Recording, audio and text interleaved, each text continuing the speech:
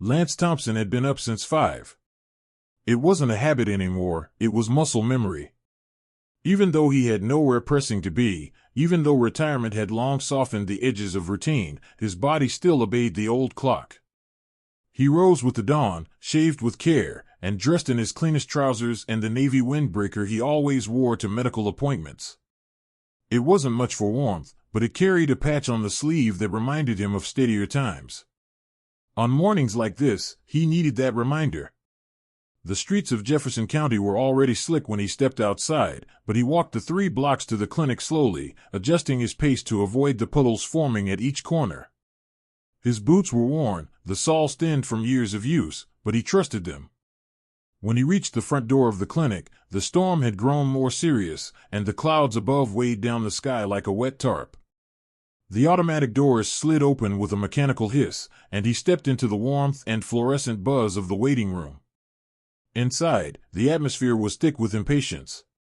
Phones vibrated in coat pockets, children whined, and the receptionist spoke in short, efficient phrases. When his turn came, he placed his damp appointment confirmation on the counter.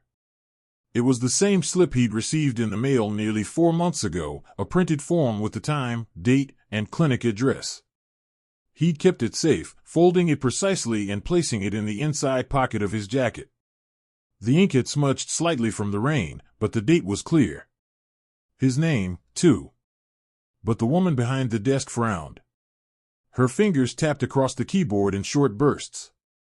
She asked if he had another form. He didn't. She told him he wasn't in the system. She didn't look up again. Just said that with the schedule full, and no confirmation on record, they couldn't allow him to wait inside unless someone canceled. There were no arguments. He gave a small nod, retrieved the paper from the counter, and stepped away. The rain met him again as the doors parted. It had picked up in the short time he'd been inside, and the wind now carried it sideways in sheets. The clinic had no covered porch, no awning to stand under. Only a narrow bench made of metal slats near the entrance, placed as a courtesy to smokers or those waiting for a ride.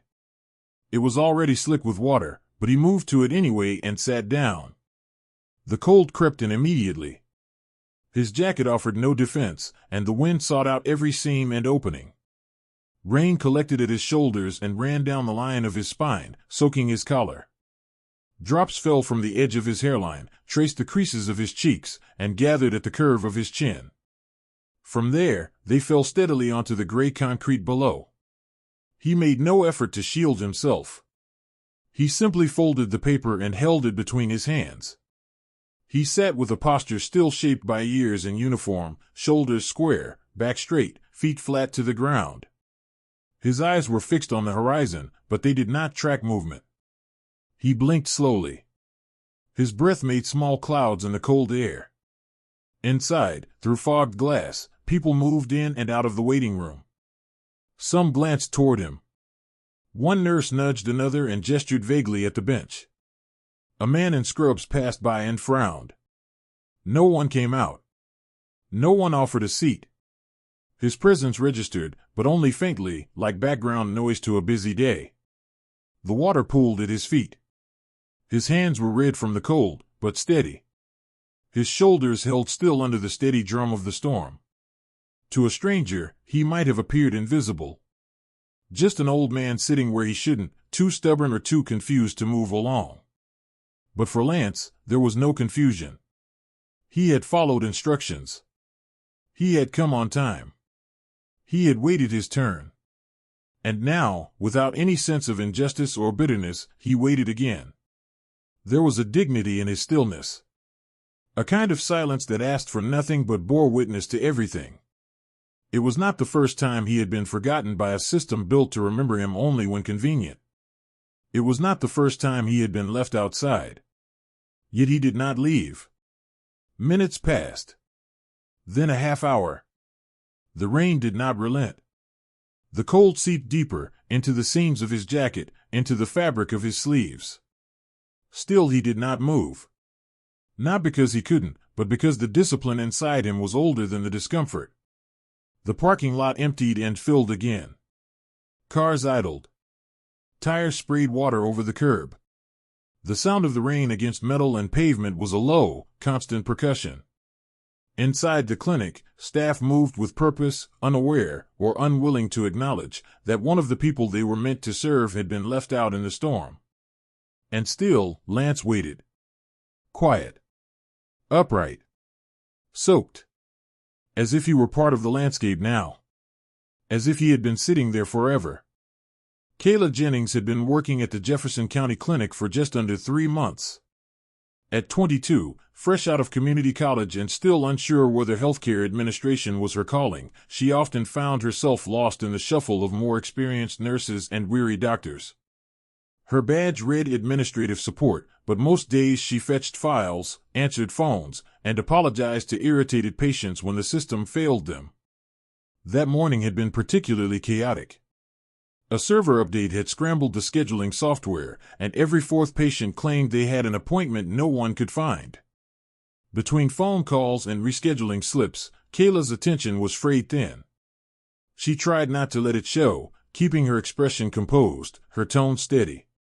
But inside, she felt the weight of every mistake, every frown, every sigh from patients who looked at her like she was the reason things had gone wrong. As she passed the front desk with a stack of intake forms, a name caught her eye. Thompson. Printed on a damp slip of paper, barely legible through the water stains. It was being refolded, tucked away by a man in a dark jacket, his back already retreating toward the doors. For a moment, the name echoed in her mind. Thompson. It tugged at a memory, half-formed and fleeting. She paused beside the copier, brushing a strand of hair behind her ear, and tried to place it. Not from a patient list. Not from the neighborhood. Then she remembered. Her uncle had mentioned that name once, David Rose, retired Air Force colonel, who now taught military history at a university in Kansas City. He had told her stories growing up, always careful not to glamorize war but never shying away from its weight. One story in particular came back now. A man named Thompson. A commander who had done something extraordinary in Afghanistan. The name had stayed with her because her uncle's voice had changed when he said it, lower, slower, reverent in a way she rarely heard. She pulled her phone from her pocket and texted her uncle. Just a single sentence. Do you know a Lance Thompson? She slipped the phone back, expecting no quick reply. He rarely answered right away. She resumed her tasks, sorting forms and helping a woman in her 60s sign a Medicare update. 10 minutes passed. Then her phone buzzed. The screen lit up with 3 words. Do not move. A second message came almost immediately. Is he there? Outside? Kayla's chest tightened. She turned toward the front desk. The man wasn't visible inside. She walked to the lobby's large glass window and pressed a hand to the cold pane. He was still there. Sitting exactly where he had been, on the bench, in the rain, unmoving. Water dripped from his shoulders in steady rivulets. His hands rested on his knees, his posture unchanged. A shadow in the storm. She texted back. Yes. Still here. Then another message arrived. Stay there. I'm coming now. She didn't understand what was happening. But her instincts told her to trust the urgency in her uncle's words. She remained at the window, watching the man. Her pulse felt too fast for such a quiet moment. She noticed a shiver in his shoulders now, subtle but present. The cold was doing its work. Behind her, voices rose and fell, patients checking in, a printer jamming, the rattle of a supply cart. But none of it reached her. She stayed rooted to the spot, as if her presence alone could keep him tethered. A silent witness to someone no one else seemed to see. She glanced down at her phone, waiting for another message. None came. The minutes ticked by. 12 of them. Then came the sound. Distant at first, a low thrum in the sky, a pulse felt more than heard. Heads turned. A nurse stepped outside and shaded her eyes. The glass of the window vibrated faintly. Something was coming. Kayla stepped back, heart racing now. Outside, leaves spun in sudden wind. A shape emerged over the clinic's roofline, descending fast. A military helicopter. Dark, imposing, and moving with deliberate speed, it hovered briefly before settling into the parking lot. Dust and debris scattered as the rotors slowed. Car alarms began to wail in protest. People inside the clinic rushed to the windows, mouths open, conversations forgotten. Phones appeared in hands. The side door of the aircraft swung open. From it stepped a man in full dress uniform. Tall, broad-shouldered, and purposeful. His coat flared with the wind as he strode across the lot, the rain soaking him instantly. Metals glinted on his chest, but he did not slow. Inside the clinic, silence took hold. Nurses, techs, even doctors stood motionless. The man's presence demanded stillness, like a general arriving at the front lines. He entered through the sliding doors and paused only to look once through the glass, toward the bench outside. His boots echoed on the tile floor as he crossed the lobby. Kayla turned from the window. Their eyes met. She understood now. The man in the rain wasn't just another patient. He was a name carried across decades. A name someone had never forgotten. And she had been the only one to notice. The rain had not stopped, but it no longer seemed important. From the moment Colonel David Rose stepped outside, every eye in the clinic remained fixed on the scene unfolding just beyond the glass. The helicopter's blades had stilled, but the air still carried their vibration. In the lot, patients and staff clustered at windows and doors, silent now, their conversations hollowed out by something greater than curiosity, something approaching reverence. The colonel walked with the precision of years in command, but there was no hurry in his steps. Only purpose. Rain poured down his face, soaked the brim of his cap, plastered his dress uniform to his frame. But he walked on. Lance remained seated. He did not rise, nor did he acknowledge the figure approaching. His eyes were forward, his hands still folded, the paper slip dissolving slowly in his palms. The cold had dulled his senses, but not his pride. Not the calm that came from decades of enduring worse than discomfort. The colonel stopped before the bench. He stood there for a moment, water dripping from the hem of his coat. Then, slowly, he removed his cap. The gesture was clean, practiced, deliberate. He raised his right hand to his brow and offered a perfect salute, held steady in the downpour. Only then did Lance look up. His gaze moved with effort, but there was recognition.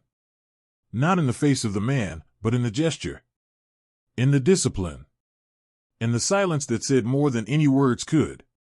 He raised his hand in return, slower than he once might have, but with all the same precision.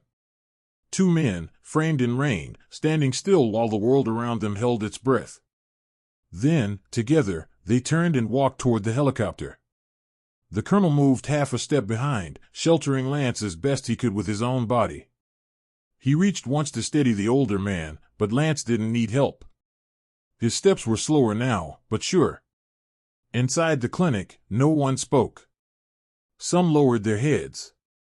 Some stared, blinking back the shame that stung more than the cold. The same receptionist who had turned him away stood near the window, hands trembling slightly as she gripped the edge of her desk. A doctor who had dismissed him earlier now stood with arms crossed tightly over his chest, lips pressed into a thin line. Even the patients had stopped scrolling their phones. They watched as Lance climbed into the helicopter, the colonel steadying him with a quiet grace that could never be taught in classrooms or commands. The door closed. The rotors spun again. Wind whipped through the parking lot, scattering leaves, sending loose papers into the air like weightless regrets. Then the helicopter lifted. By the time its shadow disappeared from the clinic's lot, the rain had softened. Not stopped, just gentled. As if the sky, too, had released something heavy. The silence remained long after the sound had faded. Some returned to their duties, but no one spoke of it. They wouldn't need to.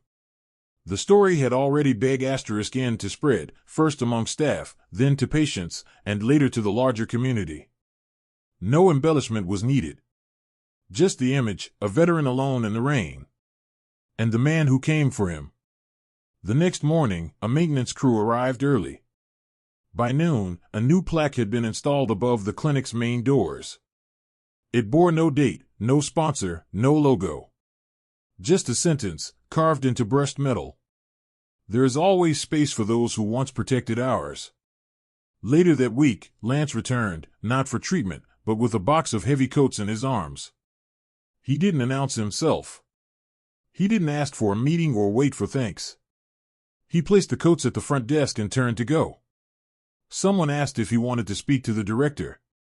He shook his head. They tried to apologize. He refused to let them. No bitterness, no pride. Just a quiet nod, a hand raised in parting. And then he left. From that day on, every new employee received a folder in their orientation packet. It wasn't part of the official policy, but it stayed. Tucked between HR forms and clinic protocols was a document titled The Commander Who Wasn't Seen. It told his story plainly, dates, service history, the incident at the clinic, and what followed. Its final sentence read, "The quietest person in the room may be the one with the most to teach." Patients noticed changes, too. The front desk now held a folded blanket and a thermos during cold months. The waiting room made space where none had existed before. Not just physically, but emotionally. The kind of space that allows dignity to return. The kind that doesn't ask someone to explain themselves before offering warmth. Lance never returned for recognition. He didn't need to. His lesson had been absorbed not in lectures or reprimands, but in the silence that followed his departure. Kindness without question had changed the room. And the world, ever so slightly, followed.